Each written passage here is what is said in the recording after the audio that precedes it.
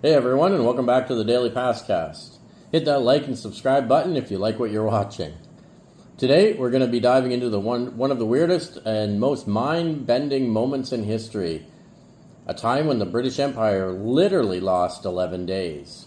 No, it's not a sci-fi movie plot. It's real, and it happened on September 14th, 1752. So grab your calendar, or maybe your time machine, and let's figure out how the British lost almost 2 weeks. Before we talk about the lost days, we need to understand why they disappeared in the first place. For centuries, the British Empire, like much of the world, used the Julian calendar, introduced by Julius Caesar in 45 BC. Sounds fancy, right? But there's a bit of a problem.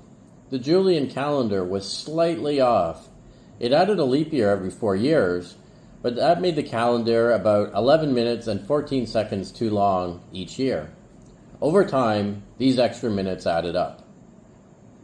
By the 1500s, the Julian calendar was 10 days behind the solar year. That meant Easter was being celebrated at the wrong time, and the seasons, they were just all out of whack. Enter the Gregorian calendar. In 1582, Pope Gregory XIII introduced a new calendar to fix the problem. The Gregorian calendar skipped 10 days in October 1582 and tweaked the leap year rules to keep things accurate. Most Catholic countries adopted it right away, but Protestant and Orthodox nations, not so much.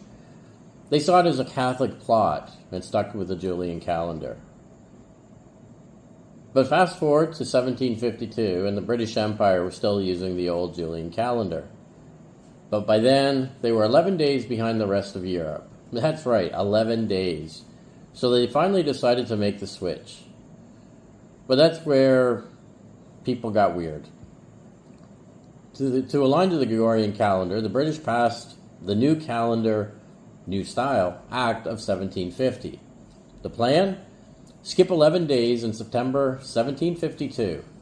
So September 2nd was followed by September 14th. And just like that, poof, 11 days gone.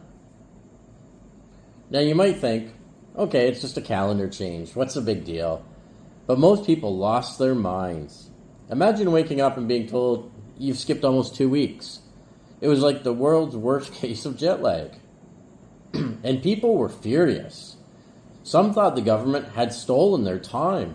Literally. Protests broke out, with crowds chanting, "Give us our 11 days back." Others believed it was a plot to shorten their lives or reduce their wages.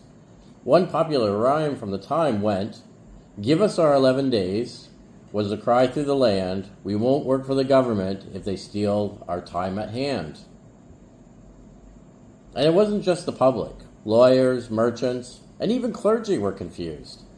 Contracts, rent payments, and holidays all had to be adjusted. It was chaos.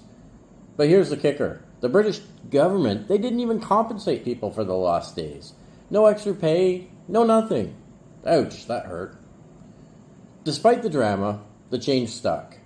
The British Empire, and eventually the entire world, had adopted this Gregorian calendar.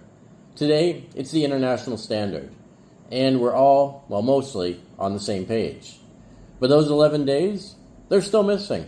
If you were born between September 3rd and the 13th, 1752 in British or its colonies, your birthday was never happened that year. Wild, right? So the next time you complain about daylight savings time, just remember, at least you're not living in 1752 Britain where the government erased 11 days of your life. But hey, at least the seasons were finally in the right place. Thanks for watching today, and if you enjoyed this dive into history's weirdest calendar change, hit the like button and subscribe for more mind-blending stories. And let me know in the comments if you could skip 11 days, and what would you do with that extra time? Catch up on sleep? Binge a TV show? Let me know.